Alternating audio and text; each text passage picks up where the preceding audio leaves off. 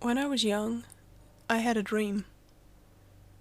The dream itself was not an uncommon one among those who shared my age, of those on the brink of adulthood.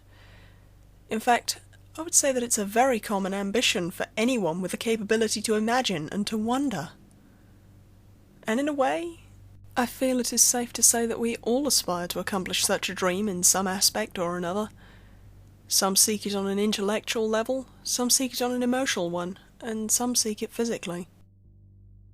Adventure, discovery, love, power, truth, all these words could be used to accurately describe the dream that I had, that we all had, though I doubt that any one word could completely embody the dream itself, for the dream was more than just an aspiration or a wish.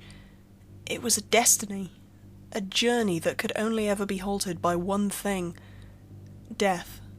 For you see, our lives are the dream, and by living, we strive towards it. This destined odyssey that we call life, which originates from that first initial dream, can lead us to many different places. Some of us are led down a trail of tears, one full of agony and suffering. Others are exempt of this, and live a life of luxury and convenience. Most of us, however, end up following and living by the centre road, a road that will neither be plagued by exuberant and overly frequent misery, nor an utter lack of misfortune. Some find happiness and love, while others find only anger and hate. Some journeys involve the destruction of nations, while others bring about the construction of livelihoods which had before been unknown. Anything is possible.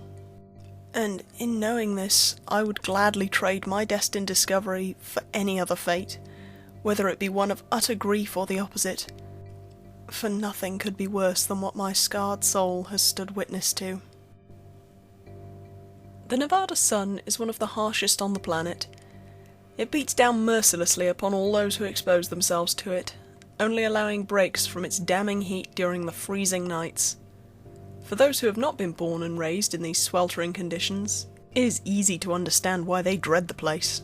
Extreme heat is usually only welcome when accompanied by a large body of water, which has always been scarce in the desert wastelands of Nevada. But for someone who has lived there all their life, such as myself, it is home. Not just home, mind you, but a way of life. To my family, those vast mountains of tanned rock and that beating sun are sacred. We were there before the Europeans first discovered America, before the sound of their thunderous muskets and cannons swept across the lands, before the East expanded into the West. But try as hard as we did to hide, the world eventually caught up with us. Along with the settlers came ambition and wonder. As one can imagine, it did not take long for the newcomers to discover the bountiful wealth of gold that lay just inside the mountains of our precious lands. And once the word was out, mining operations became as common in Nevada as scorpions in the sand. Over the years, the mines dried out, as would be expected, but rather than be sealed off, many were simply abandoned and left to be buried by time. Most of these old tunnel networks still exist today, and are scattered quite abundantly through the otherwise sparse land. It was in these abandoned tunnels that I found joy and wonderment as a child. While others played outside in the blistering sun, I found adventure in the forgotten excavations of those long gone. It was in these places that I felt my dreams of exploration and discovery come to pass. As a young child, I was limited only to the ones close to my home, but as I grew older, I began to branch out further and further until I found myself venturing days at a time in the old pickup to look for traces of these ancient locations. By the time I was in my mid-20s, my fascination with the old mines of Nevada had not diminished, rather it had grown, and with it so had my skill in exploring them. I was 27 when I discovered the ancient mine shaft that would inevitably change my life forever. I had come to hear about it in a nearby town through a man who approached me while I was fueling up at a gas station. He made a comedic remark about the tools in the back of my truck and asked if I was out searching for mines to explore. Politely, I replied with a yes. It was then that he spun me an extremely interesting tale. He claimed to have discovered the entrance to an old mine a couple of years ago while searching for rare rocks to display in a museum he owned. According to him, it was buried under a considerable amount of brush and foliage in a canyon down the road from the gas station. What really intrigued me, however, was his suggestion that the mine had never been explored or set foot in since the old gold rush days. Naturally, I was hesitant to believe him due to how unlikely it was that such a place would go undiscovered for such a long time. Every mine I had ever set foot in had been picked clean by those looking for priceless relics to sell for exuberant sums of money, which never bothered me. The allure of ancient gold had no effect on me. However, the thought of exploring a mine which had been completely untouched by anyone besides the miners who made it did seem very appealing to me. I thanked the man and accepted his offer to reveal the location to me, which he did quite eagerly. In my logical mind, I figured I might as well try to find it, since it was along the route in which I was travelling. It hardly took any time to get there, and although it was difficult and time-consuming, I did eventually find the entrance concealed beneath a considerable amount of brush and foliage, just as the man had said it would be. By that time in my life, I could have been considered a professional judged solely by the equipment I brought with me. Within the large backpack I carried on my back, one would find a couple packs of glow sticks, a flashlight, provisions, water, a knife, and other miscellaneous objects useful in the exploration of such places. Some say that it was too much, but the old tunnels had a tendency to be dangerous and entirely devoid of light, making it only careful to bring such an array of things. As I stood before the entrance of the mine, which had undoubtedly been full of money-hungry miners and prospectors long ago, I found myself feeling strange about the place. It was a feeling of which I can in no way describe fully. I can only say that it was neither positive nor negative. Rather, it was kind of anxiety, an understanding that this place would be different. Looking back, I think that deep down I had known my fate would change that day, that my entire life would become altered by the loathsome expedition into the deep unknown. But rather than take this as a sign and turn away, my excitement twisted it so that I could only expect something marvellous. In my mind, greatness awaited me in that cursed tunnel. And so I turned on my flashlight and began my journey into the core of terror itself. As I pressed onwards into the mine, I began to become disconcerted by a couple of things. The first of which was how singular the tunnel was. Not once did it split off or turn in any other direction. Rather, it kept going in one continuous direction. The second was that there was a distinct lack of relics, which were usually quite common amongst abandoned mines, especially those which had been so utterly unexplored. And finally, the entire tunnel was quite steep in its decline. So much so, in fact, that I found considerable difficulty in trying to walk back up. It was as if the miners were digging directly towards something deep in the earth, rather than searching for a large gold deposit, as was ordinarily the circumstance. All of these strange details did nothing but pique my curiosity. My mind began to race with ideas as to what awaited me further into the mine. After a half-hour or so, I came to a solidly smooth wall. It was completely vertical before me, without any chips or slants in it whatsoever, which I found to be quite unusual. The obstruction was to be the end of my expedition, I thought. Oh, how wrong I was. For after examining it for a few seconds, I noticed a large gap. Entirely natural from the look of it, unlike the man-made shaft it stood in, it appeared as though the walls had simply pulled apart from each other, leaving a perfectly narrow passage through which one could potentially travel if he or she chose to do so. Normally, I would have decided that it was far too dangerous to travel through such a claustrophobic crevice, but this was not a normal circumstance. I do not know for certain what compelled me to fit myself into the small opening, though I suspect that the draw of a fated destiny I had felt since entering the mine played a major role. As I travelled through the encroaching rock and stone, I began to become weary that the passage would never come to an end, and if it did, the end would be a solid wall or a sudden and non-traversable narrowing of the tunnel. And on top of that, a strange sensation began to arouse within me. It was entirely different from the feeling that I mentioned earlier. Rather, it was an inkling much more similar to fear. At the time, I figured that it was only natural considering my predicament. I was travelling through an extremely dark and narrow passage that could lead nowhere after all. But looking back, I suspect that the source of my dread was far more sinister in nature. After what felt like an eternity of slowly making my way through the crevice, I finally came to its end. Only, it wasn't an end. Rather, it was an opening. What greeted me was not a solid wall or sudden narrowing of the tunnel. Quite the opposite, really. It was an exit, a way to escape the passage. Upon emerging from the crevice, I found myself in an immense cavern, which impressed upon me a feeling of utter awe. Darkness enwrapped me on all sides, seemingly relentless in its attempt to consume me. As I shone the flashlight up, the sight that greeted my eager eyes was not dissimilar to the night sky, the only difference being the utter lack of stars or any kind of light. The same scene welcomed me on all sides but two, downwards and behind me. The solid rock on which I stood and the ancient-looking stone wall to my rear from which I'd come was all I could see and definitively feel. Everything else was a mystery to me. Whether it was the horrid darkness or the absolute absence of any kind of noise or smell, I did not know, but something prompted a strong intuition from deep within my conscience that made me feel as though the cavern was of colossal proportion. And try as hard as I did, my meagre flashlight did little to illuminate both the cavern and my knowledge of what exactly surrounded me.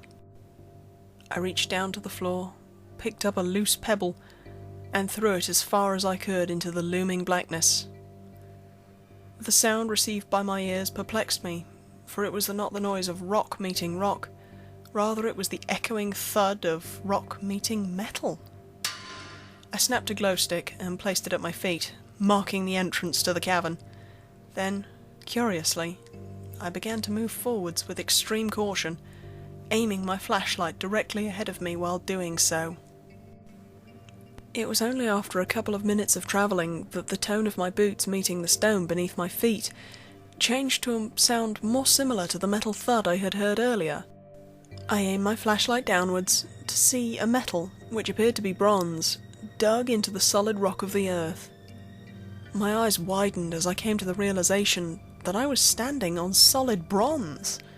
Not bronze ore, not some mutated form of rock, no, solid bronze metal. Bronze that had been melted down and shaped in this way. I took to a crouching position and gave the metal a soft knock with my knuckles, which emitted a loud echo throughout the cavern. Based on the tone of the knock, I could immediately discern that the bronze was not hollow, and that it was indeed a thick layer of melted alloy. Curiosity overwhelmed me. I snapped a glow stick and placed it at my feet, marking the rim of the metal. I began to walk along the threshold in which the bronze and stone collided, but never mixed, and as I did so, I did not encounter a single corner, only a monotonous curve, which, after a long while, led me back to the glow stick that I had placed earlier. It was then that I understood the outlining shape of the alloy. It was perfectly circular, and not only that, but in my measuring, I came to have a rough understanding of how truly enormous both the cavern and the plate of metal must be. Anyone who knows anything about nature knows that perfect circles are not overly abundant in our natural world, especially when in the form of a solid bronze-like metal and as deep underground as this. Needless to say, I was breathless. Now that I had traced the shape of the metal, I desired to explore the centre of the circle. Yet, despite my spilling curiosity, I was cautious, and so my steps towards the core were slow and hesitant. As I moved forward, I shone my flashlight all around the surface on which I stood, and as I did so I began to notice something unusual. There were lumps protruding from the metal, finely chiselled and erected by something other than nature. It was upon closer inspection that I discovered they weren't quite lumps, rather they were symbols and glyphs, and their position was not random either. They were arranged like lines of writing, one after another, in a circular fashion, following the disc-like outline of the metal. They appeared to be hieroglyphs or some form of ancient script. Growing up, the exploration of old mine shafts had not been my only interest. I also had an extreme fascination with lost cultures from long ago. The Maya, the Inca, even my own Native American ancestral roots. I'd studied many of the ancient dialect of lost civilizations from all over the world, but none of them were anything like the archaic chirography that lay around my feet. In fact, the dialects I had studied seemed to be derived from the writing before me, for many of their combined letters and alphabets seemed uncannily similar to the glyphs all around me. Lost in wonderment at the marvel on which I stood, I began to understand the impact this archaic alloy could have on the world. My mind raced with possibilities as to its origin, yet I could not settle on any one conclusion. The only thing I felt certain of in that eerily large cavern was that the circular plate of metal predated any known civilization. Feeling more confident in my safety, I pushed onwards towards the centre, more determined than ever to see what awaited me. Eventually, I found myself standing before a circular pedestal made of the same bronze-like material as the disc-like plate on which I stood. Its height reached up to my abdomen. I was roughly 5'9" at the time, and within the basin-like top of it was a sphere, which appeared to be made of the same alloy as the pedestal. There was more strange writing on the sphere, and even though the hieroglyphs were entirely foreign to me, I was able somehow to read them. Karnet, the Tormentor, Devourer of worlds and Father of all misery. Upon understanding them, I became disgruntled and unsettled, even more so than I had been previously. There was a certain allure to those words.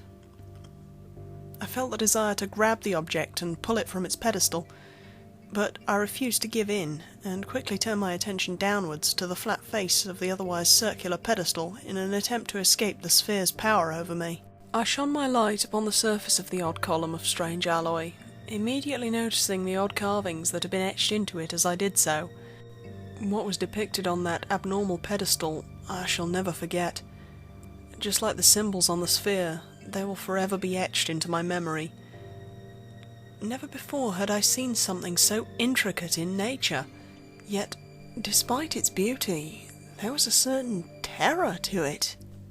Many of the figures and shapes were too bizarre for me to understand, but I will do my best to correlate their appearance to you. At the base was a row of consistent zigzags, which I perceived to be some sort of fire.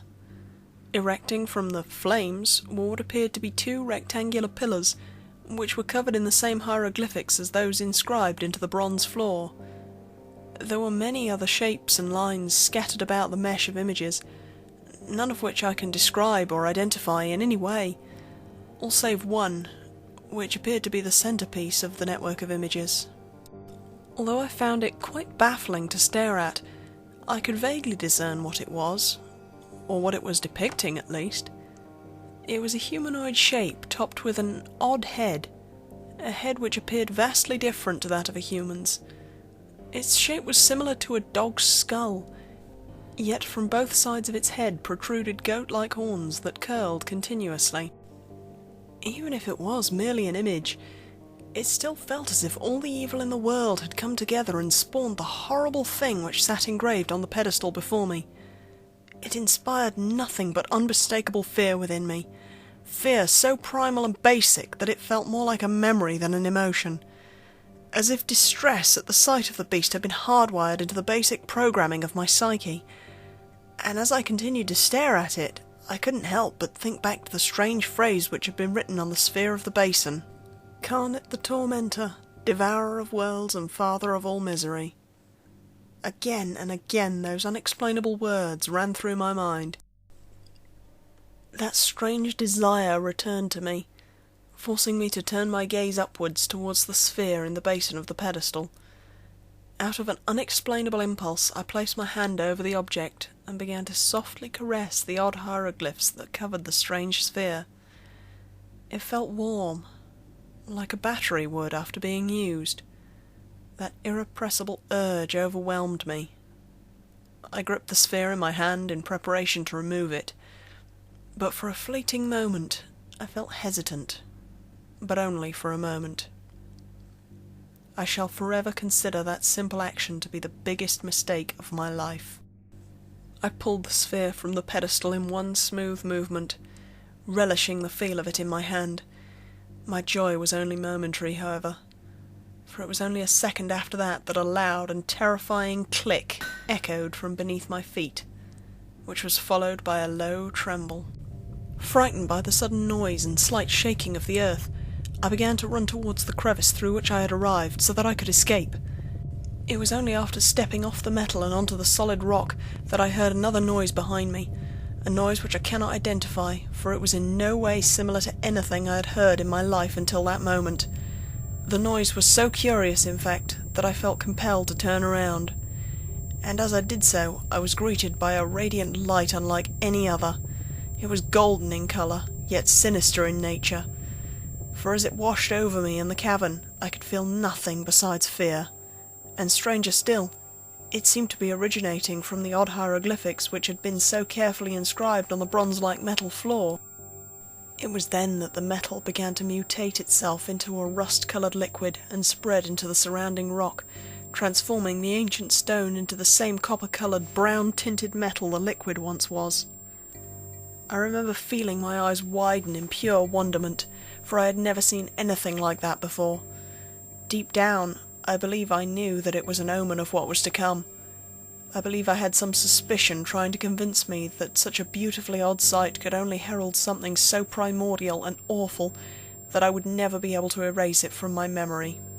Yet I continued to stare with awe entirely present in my expression as the brownish metal spread through the rock and stone that made the floors and walls of that dreadful cavern, and as it did so, I could see the familiar engravings forming within the freshly created alloy, just as they had appeared when I first laid eyes upon them.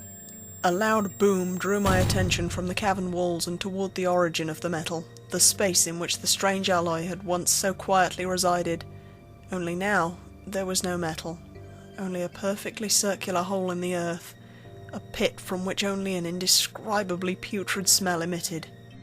My wonderment faded, and fear once again became the most prominent emotion within me.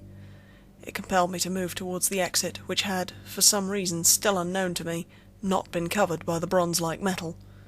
Yet, despite my desire to run away, my feet remained planted and as immovable as stone, for although fear compelled me to flee, some dwindling fascination with the pit forced me to stay. All I could do was stare at the terrible pit, eyes wide and flashlight fixed upon its position, which was just within range. My heart climbed into my throat out of anticipation and anxiety, and for the briefest moment, all was as silent as it had been before the loud noise. Suddenly, a large red hand with enormous claw-like nails emerged from the pit and slammed into the metallic edge of the pit, apparently gripping it for support. Fascination abandoned me then, and fear took complete control. I turned towards the crevice through which I had entered and broke into a sprint. Never before had I run so desperately, or desired to return to the fresh rays of the Nevada sun so badly. My legs carried me swiftly, and it wasn't long until I found myself at the mouth of the narrow passage. Feeling assured of my escape, I turned for what could only have been a few seconds to see what had inflicted so much terror upon me. Concerning what met my eyes in that horrific moment, I will say little, for I do not wish to dwell on the memory too long, lest my torment grow further. What greeted me was unfathomably horrific in every aspect imaginable. It seemed to be the upper half of an incredibly massive and red-skinned humanoid looming out of the pit. Its entire body appeared to be coated with some sort of burgundy-tinted slime which dripped in massive globules from its body, and beneath its skin I could see writhing shapes and figures. Upon seeing them, I could just feel that they were alive within the beast, and that they were all gripped by a pain far more severe than anything any man alive or dead has ever experienced. And connected to the torso was that familiarly hideous dog-like head which had been engraved upon the pedestal. Only now I could see it clearly and without confusion. Its spiralling horns were tremendous, and seemed to seep with nothing but agony, And its eyes were indescribable. They were a colour that I had never viewed before, and never wished to view again. By merely looking at them, I could feel pain course through my body, pain unlike anything I would have been able to imagine before. Its head was, as the pedestal had foretold, incredibly canine in nature, only there was no fur or hair of any kind, only blood-coloured skin crawling with tormented shapes and burgundy slime dripping from its impossibly large teeth. That brief eternity of staring at one another ended, however, when the creature opened its large, lipless jaws to let out a roar so intense in volume that it knocked me and my flashlight backwards into the passage through which I had come. A loud noise followed the roar, and as I perked my head to peer out of the narrow tunnel, I could see that familiar rust-coloured liquid spreading over the mouth of the crevice in which I lay, transforming it into the same bronze-like alloy covered in strange hieroglyphics and creating a barrier between me and the thing from the pit. And then I ran. Concerning my escape through that ancient tunnel, I remember little, for I was in such a hazy and panicked condition that I can barely recall a thing. Apparently I was discovered sprawled out on a road near the mine by a nighttime driver, and was promptly taken to a hospital. I was treated for a couple broken bones and minor cuts there, and thereafter questioned as to how I ascertained such injuries. I could provide no answers, only a blank stare. When I was finally released from the hospital, I was given all of my belongings back. Among them was that horrid sphere which I had recovered from the wretched abyss. And that's it. My story, my encounter. That's my recounting of the day I came face to face with genuine evil. Evil so true in its form that no man could fully understand it. I know neither what it is or where it came from, and I don't want to, though I feel certain that both the metal and the giant were not of this world. Earth would never be able to conjure such things naturally. For the past 6 years, I've lived in misery because of what I experienced in that damned cave. Whenever I close my eyes, I see that terrible face with those horrible eyes and awful horns, and every time I do, the fear I felt in that moment fills me once again. I don't sleep anymore. I just lay there with my eyes open, too afraid to close them, and I can still hear that roar every second of every day reverberating through my memory, as if I were still there in that horrid cave of nightmares. That's not the worst part either.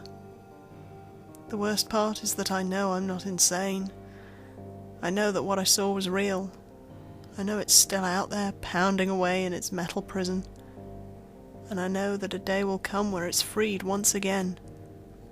And that day will be our last.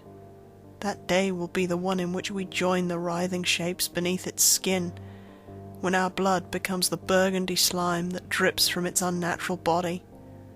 And although that day can be eternally delayed, it can never be prevented.